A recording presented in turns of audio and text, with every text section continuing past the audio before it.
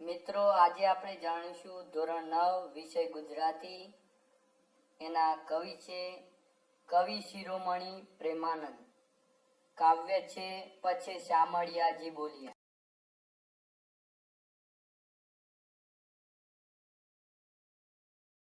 મિત્રો, સૌ પ્રથમ આપણે કવિ પરિચય મેળવી લે. કવિનું નામ છે પ્રેમાનંદ.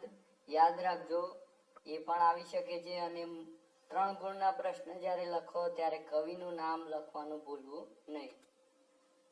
હવે એમનો જન્મ 1640, અવસાન 1700માં થયું હતું. તેઓ 17મી સદીમાં થઈ ગયા.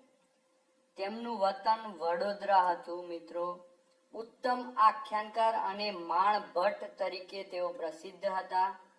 આંગળીઓ પર પહેરેલી વીંટીઓ વડે તાંબાની માણ રણકાવીને તેના તાલ સાથે સુરીલા કંઠે અભિનય દ્વારા પ્રેમાનંદ પોતાની કૃતિ રજૂ કરતા હતા. આમ એનો અવાજ પણ આવતો હતો. મિત્રો, એ માણ ઉપર તમે ફોટામાં જોઈ શકો.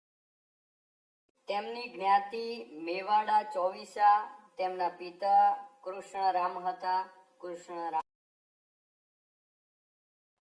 એમના ગુરુ રામચરણ હરિહર એમના ગુરુ હતા. મિત્રો, એમના પુત્રનું નામ વલ્લભ હતું અને એ પણ માણ ભટ્ટનો વ્યવસાય કરતા હતા.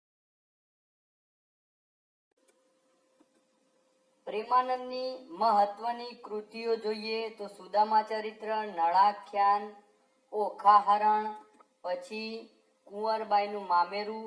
આ સિવાય પણ એમની ઘણી બધી કૃતિઓ છે.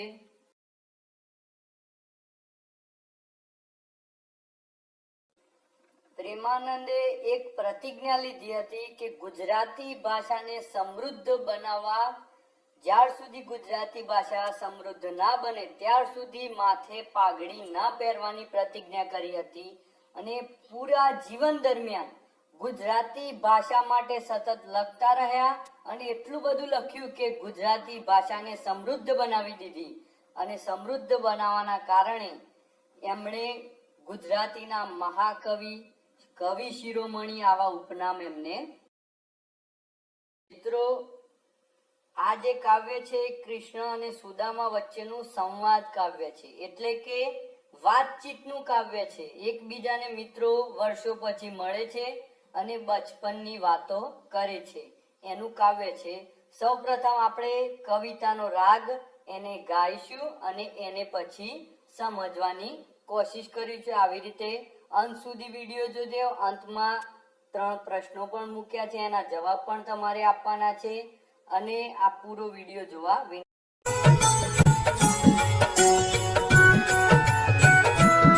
પછી શામળિયોજી બોલ્યા તને સાંભળે રે. હાજી નાનપણાનો નેગ મને કેમ વિસરે રે. આપણ 2 મહિના પાસે રહ્યા તને સાંભળે રે. હાજી સાંદીપની ઋષિને ઘેર મને કેમ વિસરે રે. આપણ અન્ન ભિક્ષા માગી લાવતા તને સાંભળે રે. મળી જમતા 3 ભાત મને કેમ વિસરે રે. આપણ સૂતા એક સાથ રે તને સાંભળે રે. સુખ દુઃખની કરતા વાત મને કેમ વિસરે રે.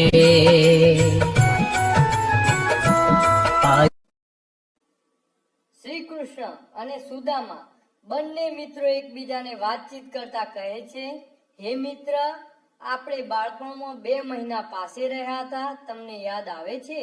અને સાંદીપની ઋષિના ઘરે રહ્યા હતા અને તેઓ આપણને વેદોનું શિક્ષણ આપતા હતા તથા આપણને અન્ન અને ભિક્ષા માગી લાવવાનું કહેતા હતા. અને આપણે, મારા ભાઈ બલરામજી અને સુદામા તમે અને શ્રી કૃષ્ણ પોતે કહે છે હું, આપણે બધા મળીને ભિક્ષા માંગવા ઘરે ઘરે જતા હતા.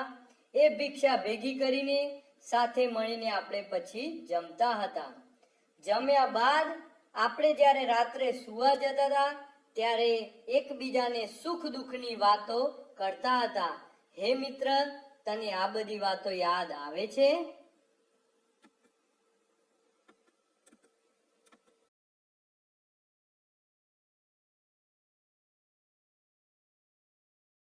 પેલી રાતના જાગતા તને સાંભળે રે, હાજી કરતા વેદની ધૂન મને કેમ વિસરે રે.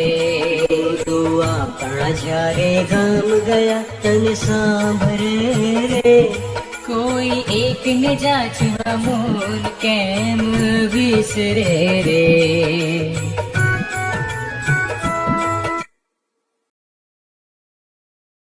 કાવ્યની સમજૂતી મેળવી લઈએ.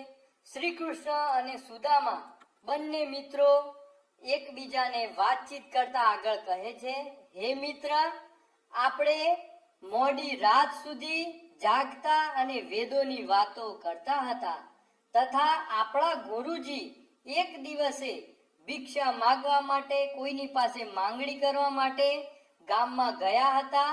તને મિત્ર, હે કૃષ્ણ, હે સુદામા એકબીજાને વાતચીત કરતા કહે છે, તને યાદ આવે છે? ત્યારે કામ કહ્યું ગોરાણીએ તને સાંભળે રે, લઈ આવ કહ્યું કાશ મને કેમ વિસરે રે.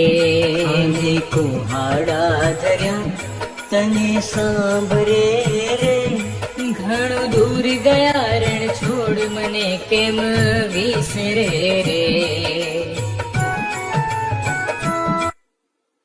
વાદ વધ્યો બેવ બાંધવે તને સાંભળે રે, હાજી ફાડ્યું મોટું ખોડ મને કેમ વિસરે રે.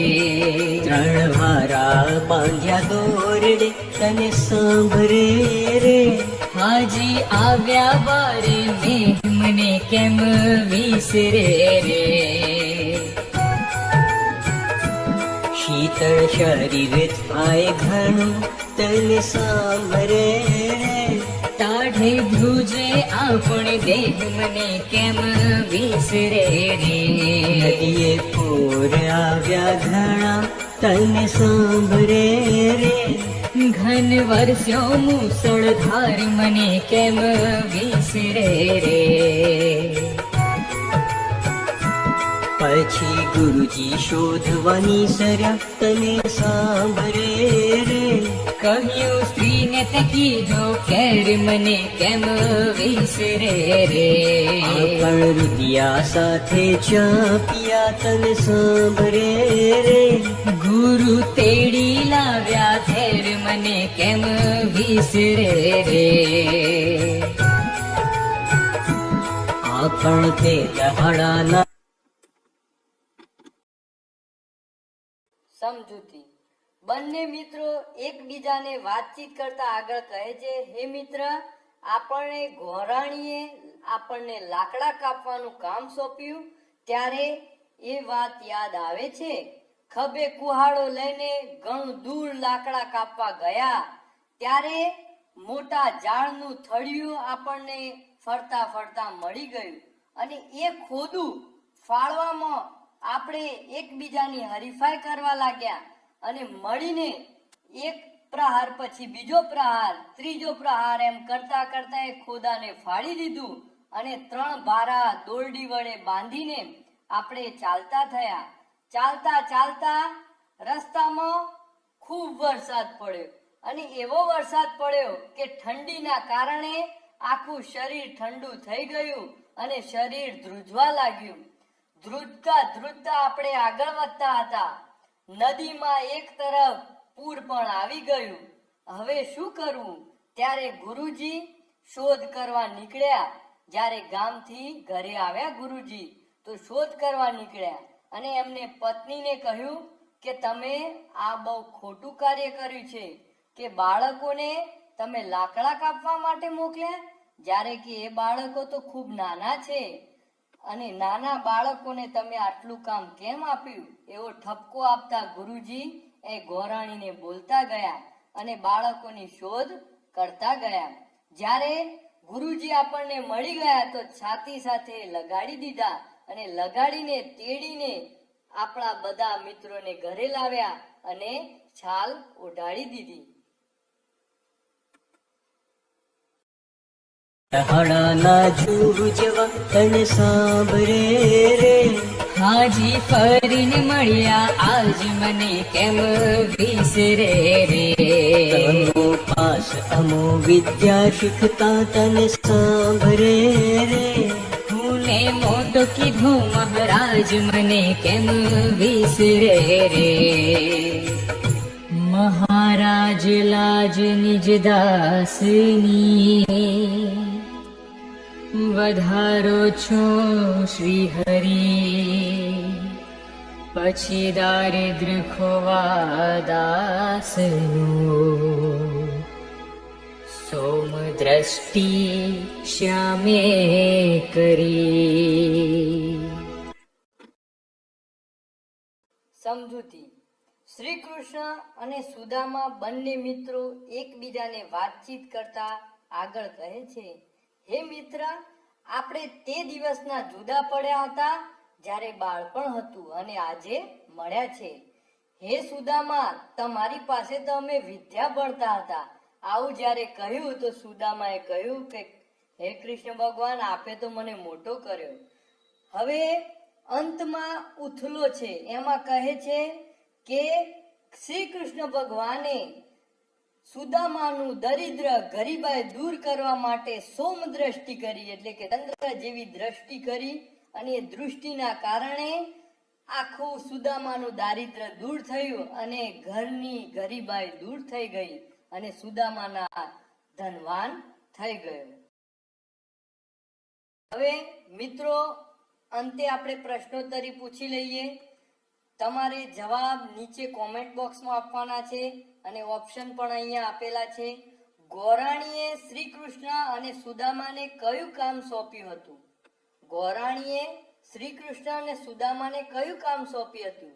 Option A guys દોહવાનું, option B છે લાકડા લાવવાનું.